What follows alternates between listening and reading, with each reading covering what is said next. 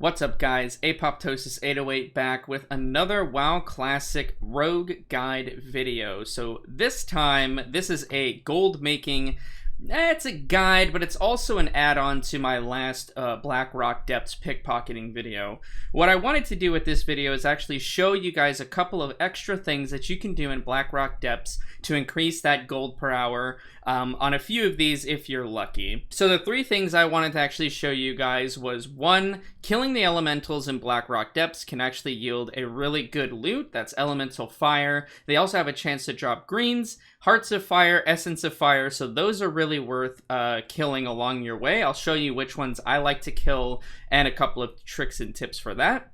The second thing I wanted to show you guys was how to kill the first boss, the Pyromancer, in my Blackrock Depths pickpocket video, but doing that as combat. I experimented a little bit between killing him in subtlety and killing him in combat. I find actually that killing him in combat is a lot easier, and I'm going to show you exactly how I do that. And then the third thing I wanted to show you guys was in the Grim Guzzler, how to solo the Goblin Ribbly. I found a really nice method to do it on your own. It's very simple, it takes a lot of the guesswork out of it.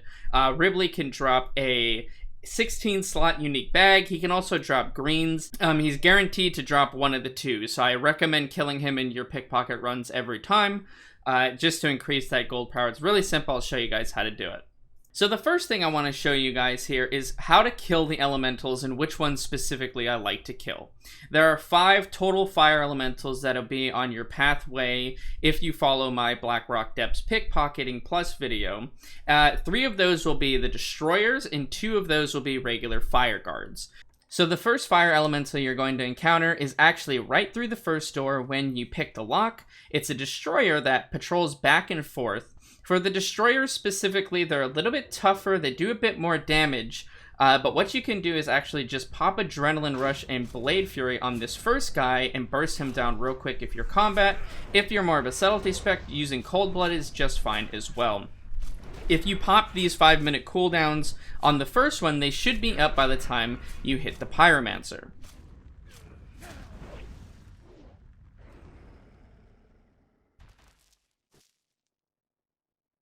The next 2 are going to be in the first dwarf room. One of them patrols down to where the lock is, but all the way up to the arena spectators. The other one patrols in that kind of middle area tavern sitting area, down to where the bridge opens up for you. So you can actually grab both of these in this middle section here and kill them with no problem without aggroing anybody else.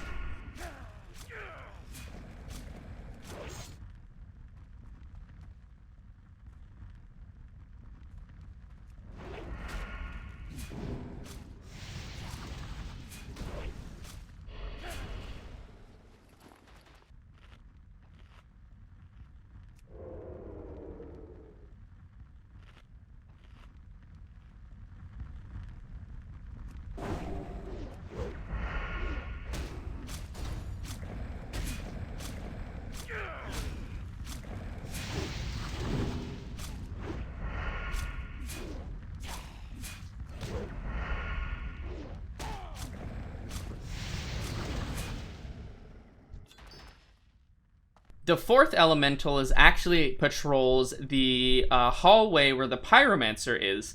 Now, usually I will skip this guy unless I'm doing a coffer run as well. And if I'm doing a coffers run, I'll wait until I come back from finishing those coffers to kill him.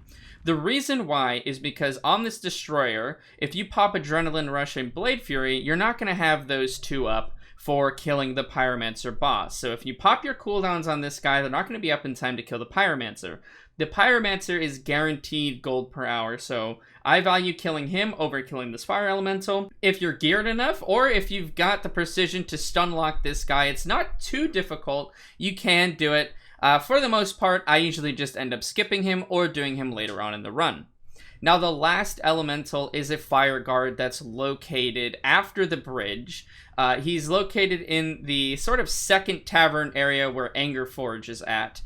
This one is a little bit tricky. He is surrounded by a lot of different dwarves and fire elementals, so I like to kill him in sort of this middle pathway. Again, by now your cooldowns should be up, so you are more than likely going to be able to kill this guy just by opening up on those cooldowns. So that's all the fire elementals, really. Nothing too difficult with those, but again, those can drop elemental fires. Those right now on my server are selling for around 5 gold each. So essentially, that's a huge increase to your gold per hour.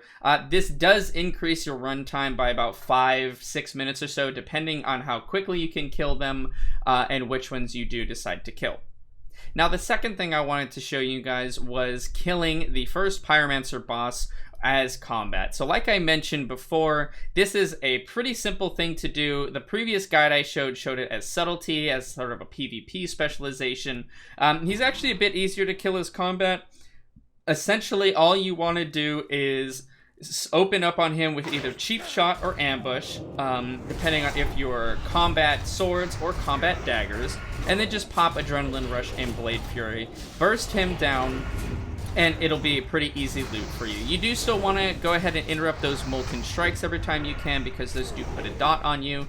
The one thing you do want to be careful about is if you have Blade Fury going, you're going to be hitting one of the additional adds, right? So those guys will run away when they're low HP. They have a possibility of pulling that pack that's behind them. So if you don't have enough to burst them down before they get there, just make sure that you have your sort of finger on the trigger here to vanish as soon as you kill the boss.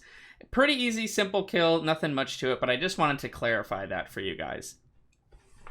Now, the third thing that I did want to show you as well is how to solo kill Ribbly. This is in the Grim Guzzler.